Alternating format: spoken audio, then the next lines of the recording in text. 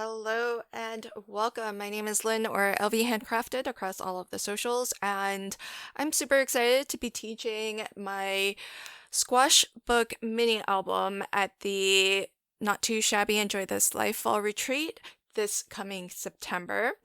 If you haven't already prepared your supplies for my workshop class, there is a blog post where I list out everything that you will need in order to follow along with me if you have it all done in advance. It might be a little bit harder to keep up if you haven't already cut everything, because there's a lot of cutting. So I definitely encourage you to, if you'd like to try this as I am teaching it, to have your pieces cut in advance. And what I thought I would do in this video, though, was kind of show you how I picked the papers and what I think about when I make my choices.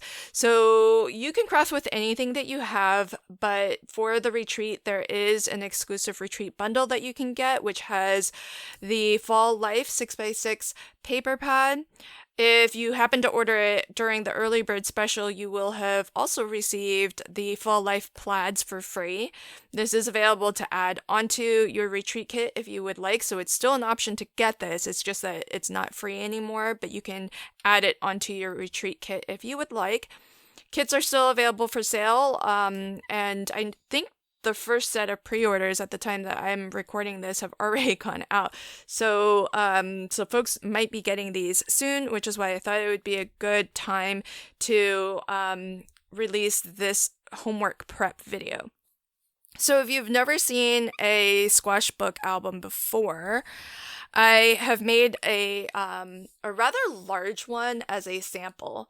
So folded, this ends up being 6x6, but look how big this can expand to.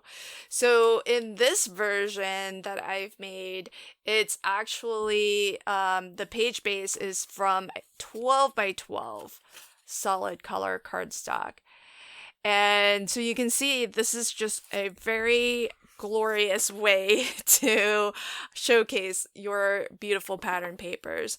And so that's one of the things I really love, especially with doing this size album, because you can feature pretty much the entire 6x6 paper. But what I thought I would do for my class is actually, since not everybody has 12x12 papers, I thought I would make it a little bit more friendly and use regular US letter size as the size for the page base. So that's what I'll be showing you today. Because that's rather cumbersome and kind of hard to keep on camera, I made this baby version as a bit of a template so that you can kind of see where everything is headed and where where your score lines go, which side to score on, how it folds down, and more importantly, what is going to be visible when you open up your album, because this is where all the action is. You could definitely decorate the other side if you want. I generally don't, but it's for sure an option. And you can really make this to be any size you'd want. It's just squares at the end of the day. Lots and lots of squares. So what I like to do is I like to look at my pattern papers. And again, if you're crafting with whatever you have in your stash, feel free to pick and choose your pattern papers accordingly. Now, I have to admit, this is not the most efficient cut of your pattern papers. You're going to have a lot of strips left over, but they're rather large strips that are very workable in size. So you'll have a lot of 2-inch strips left over, but you'll need quite a lot of patterns. And I ended up using 10 for the inside, and then at least one on the front, at least one on the back, for a total of 12. You could definitely, this is a good project if you need to really smash a paper pad, because this will use up a lot of papers. So here's how to think about paper selection. I like to start off by looking at the papers that I think I might like. And it's sort of a combination of picking some coordinating solid colors and then picking the pattern papers. It's sort of a chicken and egg. Sometimes I start with the solid color cardstock and then I pick papers accordingly. Sometimes I start with my pattern papers and then I pick my solid color cardstock. Now, the way I like to do my squash book is I like for 2 solids in one color, and then the center is sort of the special single color. So for my squash book, I have chosen these colors. So here are the 2 that will go on the side, and my green is going to go in the center. So with those chosen, now it's time to pick some pattern papers. Now, you can see that this and this, they're glued together on this square here. Same here. These 2 are glued together. So in total, here's how you'll arrive at the 10 pattern papers you need to choose. 1, 2, 3, 4, then 5, 6, 7, 8, 9, 10. Okay, so those are the 10 patterns. And the way that I like to, you can arrange them however you'd like. You can kind of change things up if you'd like. But I'm going to show you a really simple, maybe a formula that I like to use when I'm doing these squash book albums. We'll leave that there. So I like to focus on the middle. What is sort of the center, the highlight, the, where all the focus is going to end up being, I feel like is going to be the center. So I like to start there first and then choose these 2 and those 2. So keep in mind that the top and bottom, they're gonna have a fold, and if you're doing this for photos, to display photos, these are the 2 optimal places to display photos because there's no fold going through them. So I'm gonna sort of arrange them in the way that they will get displayed here. So those 2 I want there. And then I think what I wanted was that and that. So that's going to be that center design. And what I like to look for is, will this look good against the solid color cardstock that I've chosen? So these are all going to go on top of green. And I think they'll go really nicely. Do they offer enough contrast with each other? So I like that this is a solid background and this has a white background, lots of contrast there. I like that these are small prints so that when I put my photo on top of it, it's not going to be, you're still going to really see the pattern behind here, because if you have a photo on top of this, it's going to cover up a good portion of this design, and you may not be able to appreciate the pattern as much if it was a larger print. So that's why I put my larger prints up here.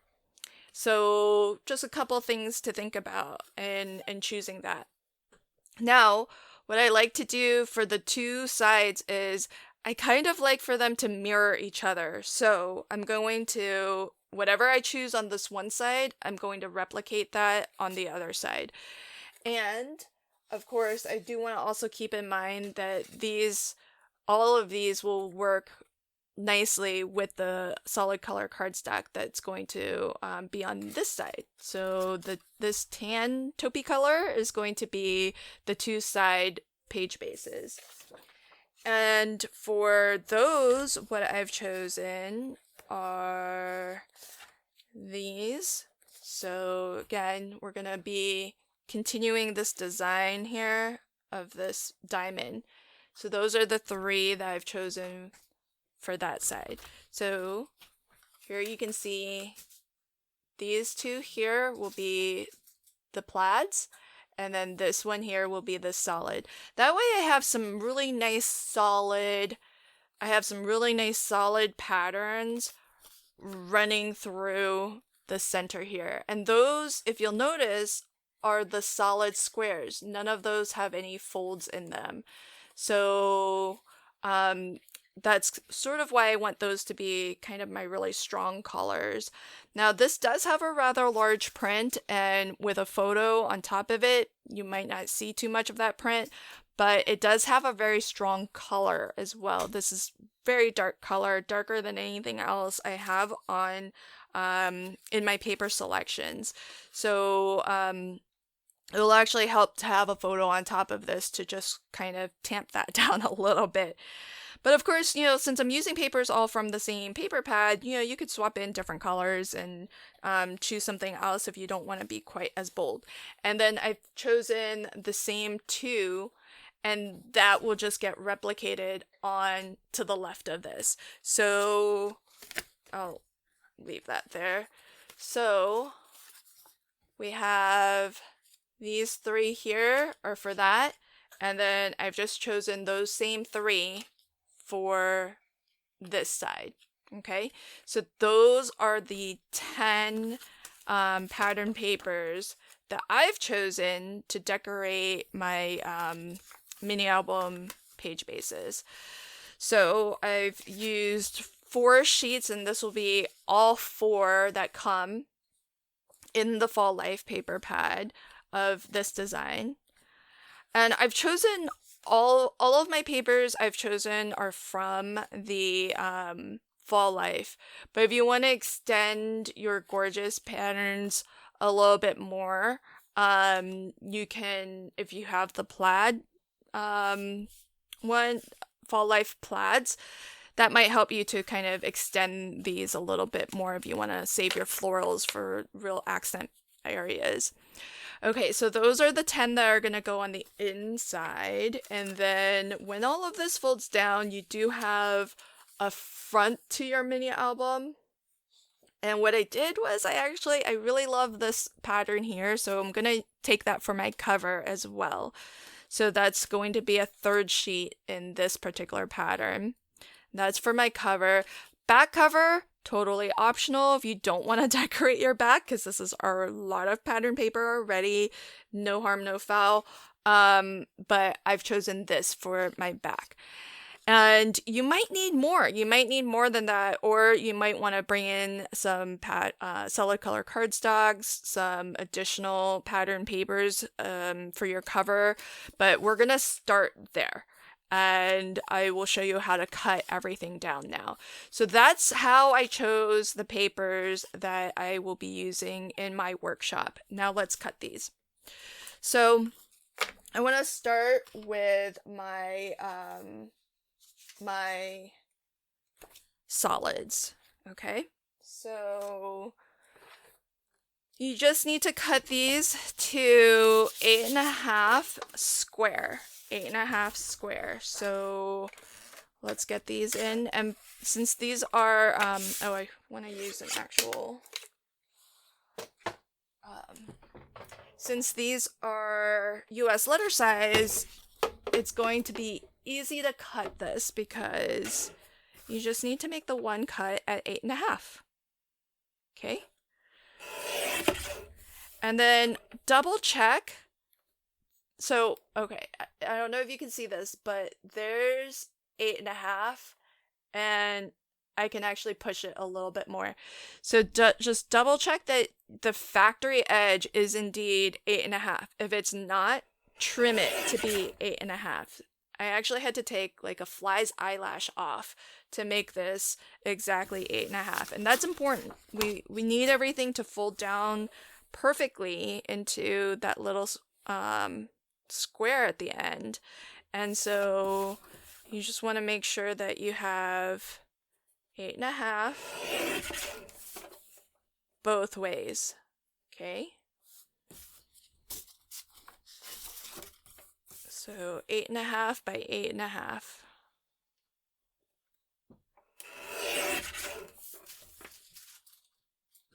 And so you might, like you might have to cut the factory edge to make that perfectly square.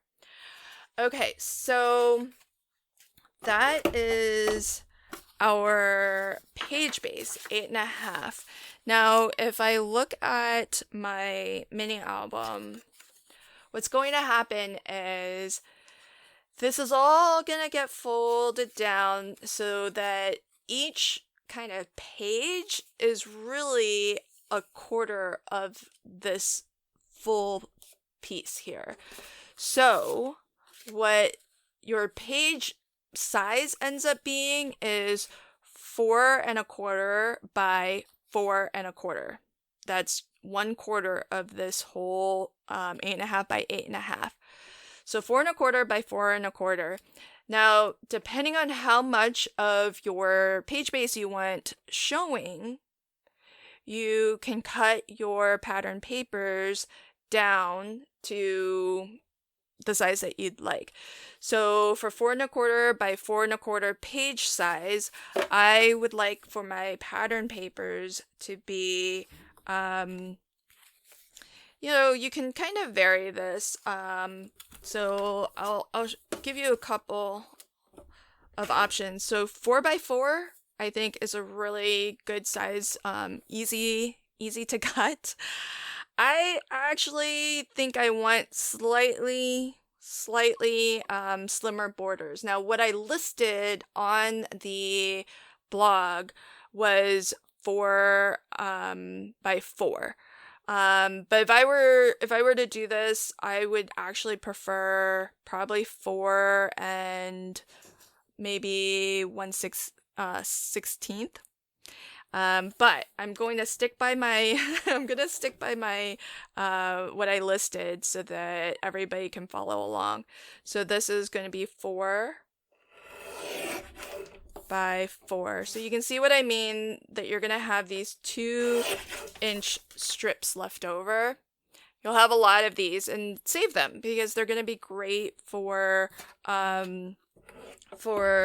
decorating other areas of your squash book.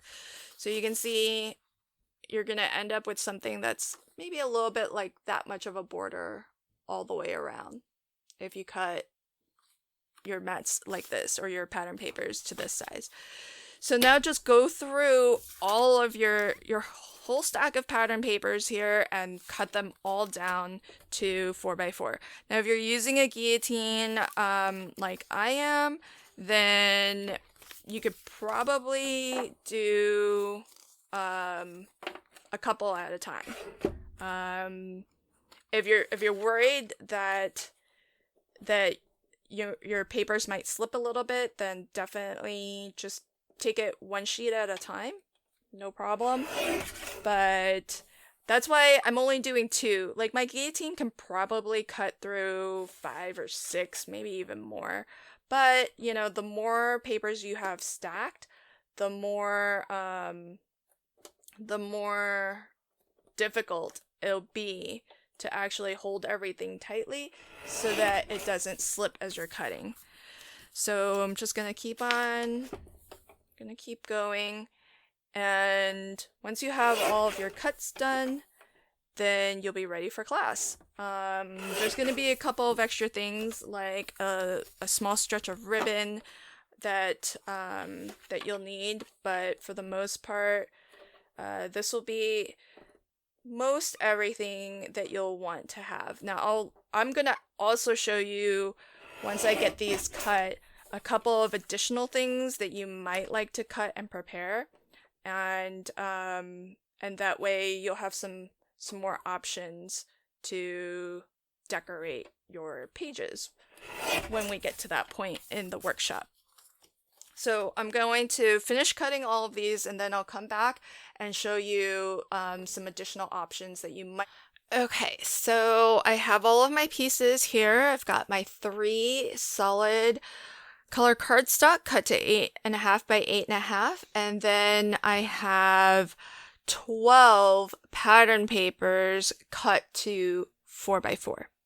So those are all of the cuts that you'll need to just have the beginnings of your mini album decorated. A bit of ribbon, we'll measure this to fit, during the class.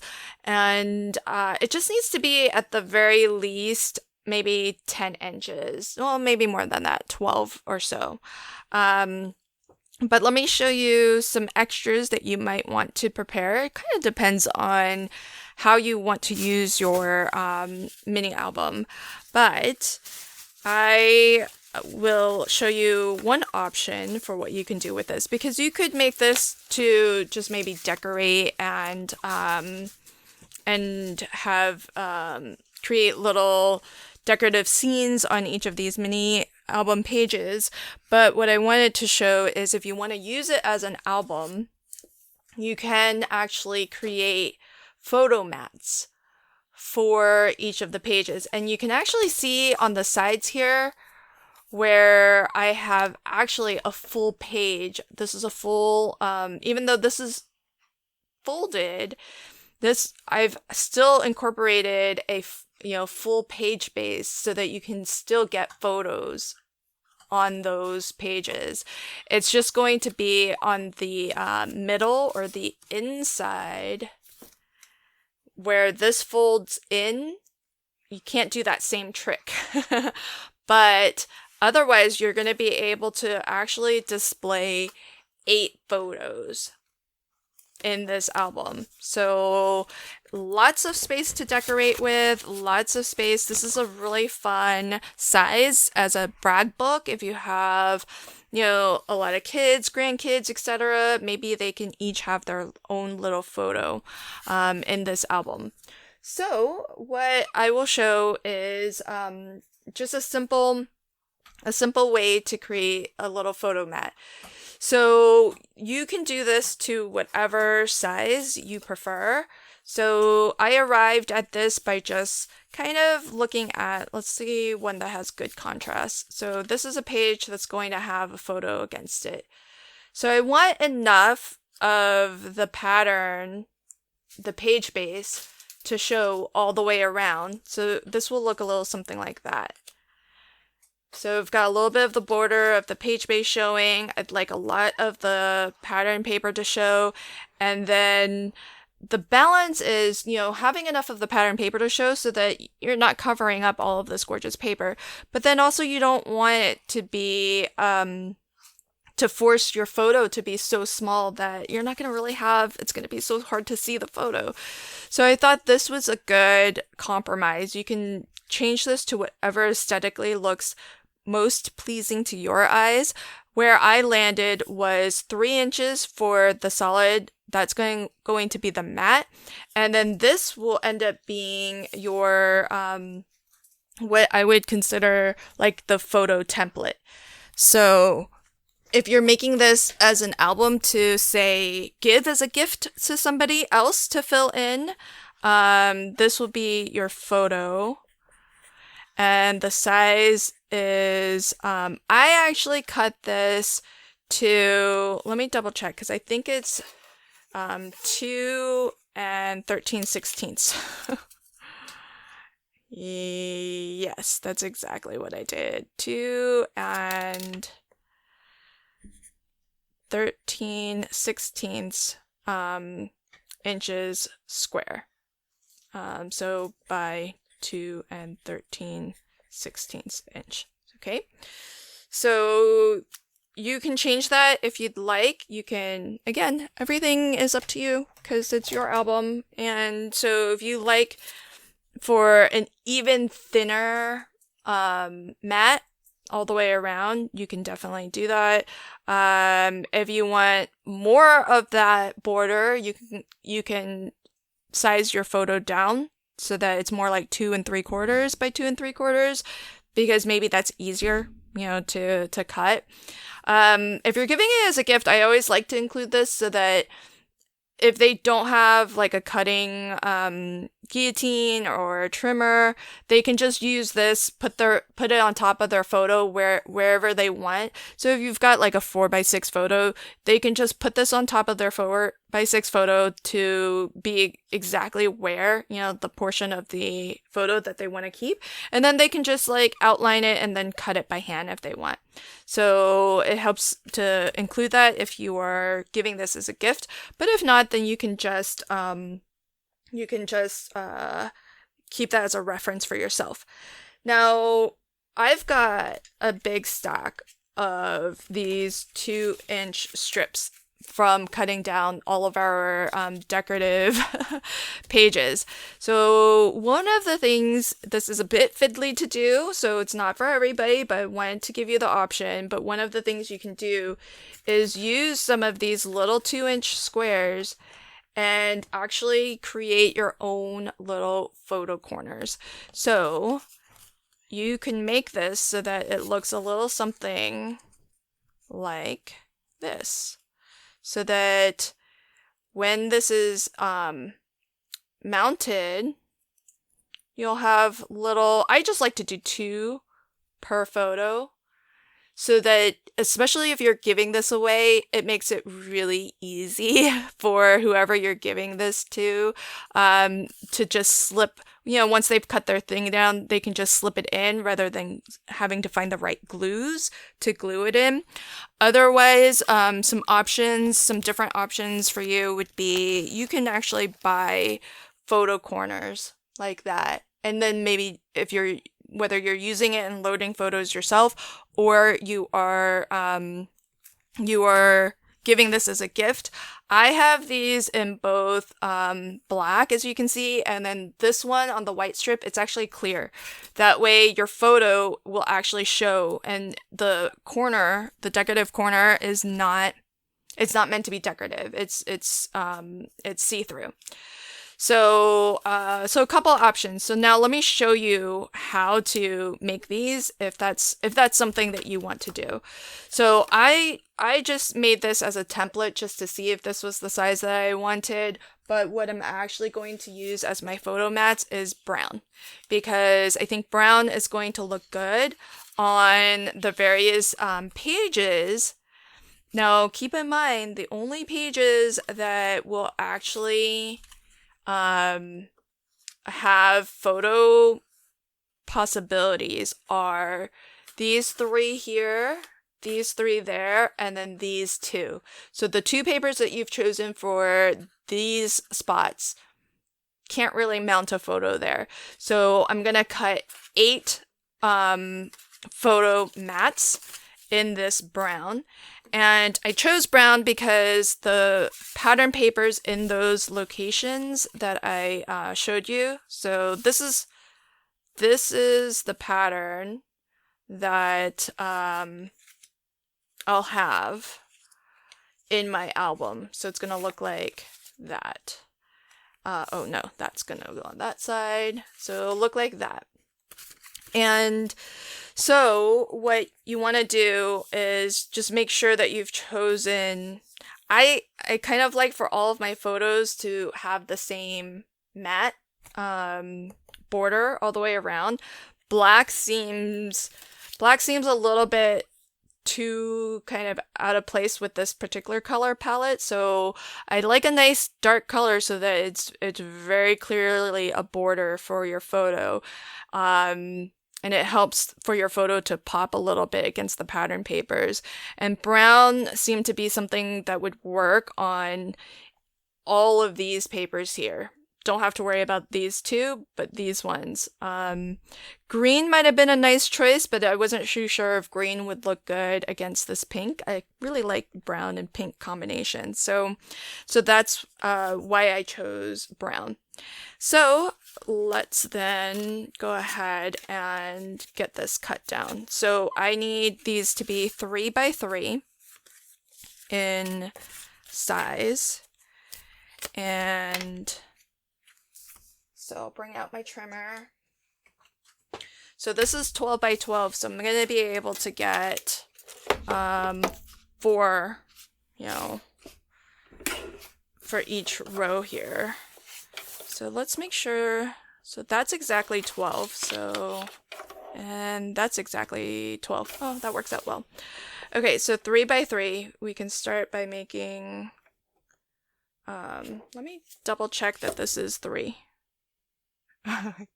Yeah, that's 3.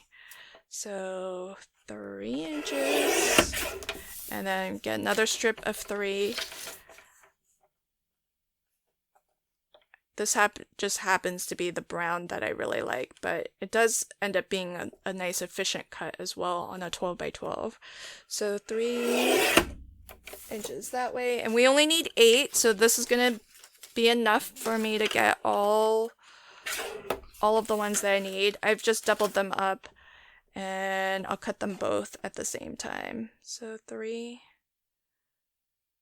by 3. If you're gonna cut multiples, be sure you're holding the guard firmly so that your paper doesn't slip on you as you slice through with the guillotine. Because that's always a possibility. Alright, so there we have our photo mats. So we have our 8 photo mats. Okay. There we go. Now, if you want to do the photo corners, let me show you how to do that. Again, totally optional.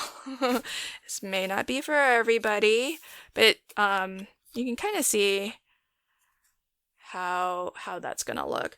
So what I want to do is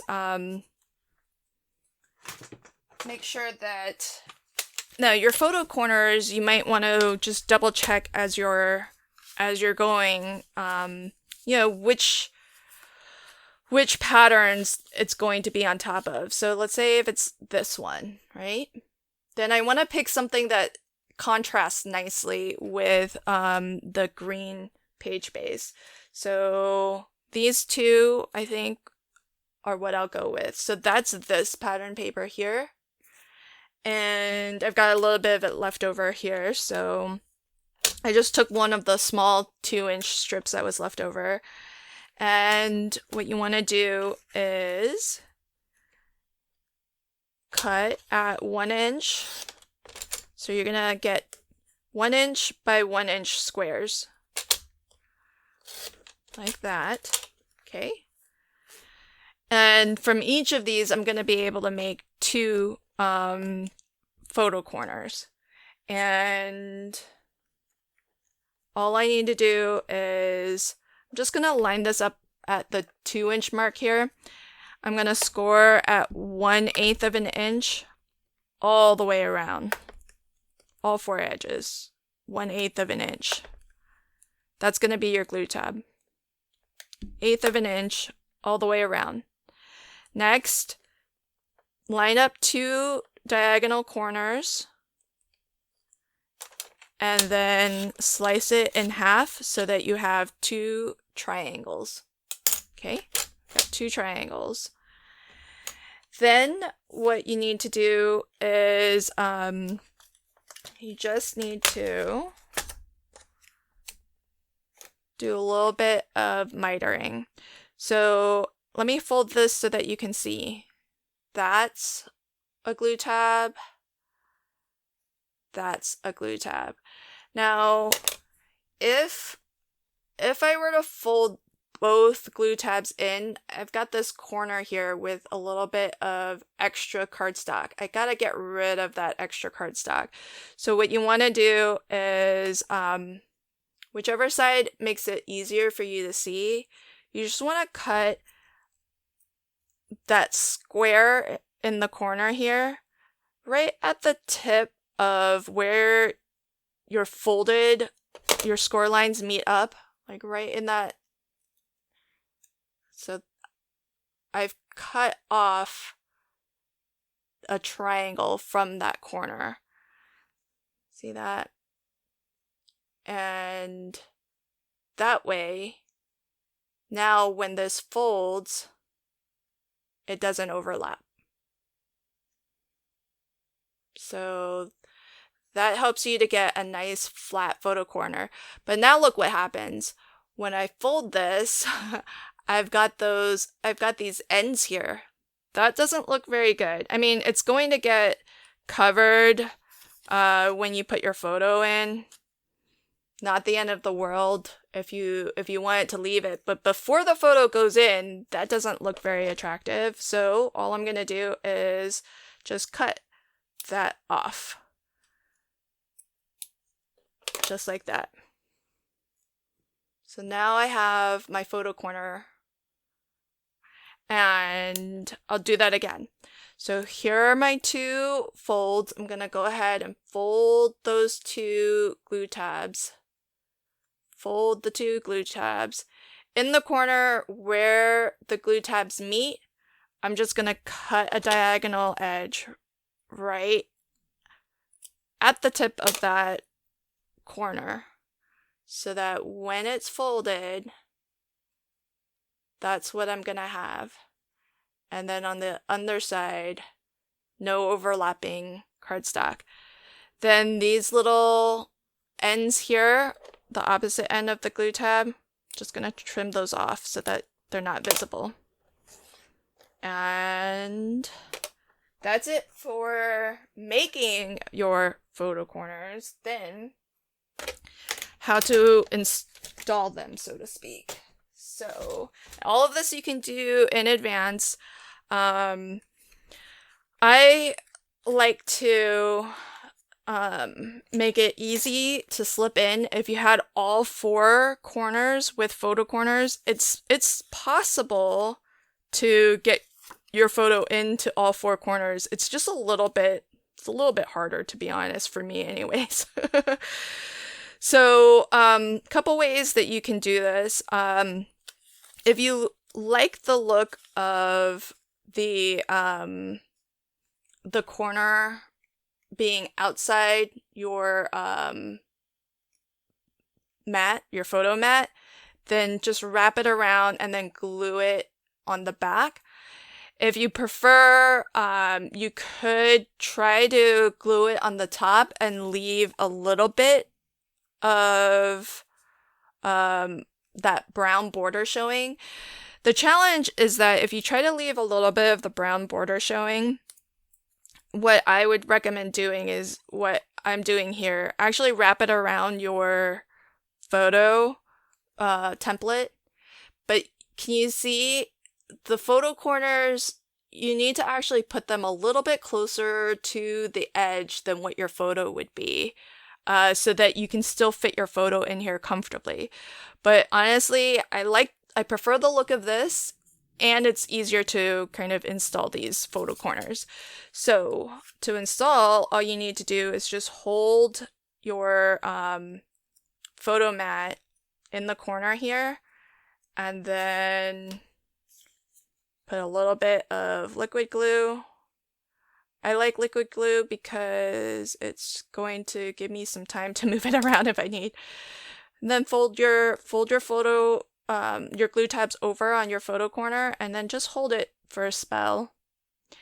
The other nice thing about installing your photo corners this way is that now these glue tabs, they're gonna get glued down to your page base. So that gives you a little bit of extra security that these aren't just going to pop off later. I mean, we're using liquid glue, so it's going to be just fine. But, and even though, you know, it's one layer right on top of another layer, it also makes for like an easier kind of way to slip it in, because it's not going to be like a super tight fit on the other end.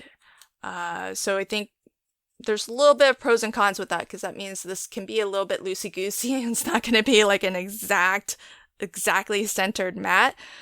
So there's trade-offs with everything, but I recommend do what you like, and balanced between what's, you know, easy to do versus what yields the look that you're going for. If this is like a super special album, maybe it's worth the time. Also, if you are making this for yourself and you're filling it with photos, then you can just mount these corners onto your photo. So if you're making this to give to somebody and you want them to be able to fill it in, then you can do what I've done. But if you're choosing the photos and you're going to load the photos in and you don't want to swap them out later, you could just glue this photo corner directly to your photo. Glue it down, and then glue this whole thing down onto your mat, and you can line it up perfectly. So it kind of just depends on, what you're going for, but can you see how easy it is to now like slip this in? And then whoever gets this, they can then swap that out if they want and change it up.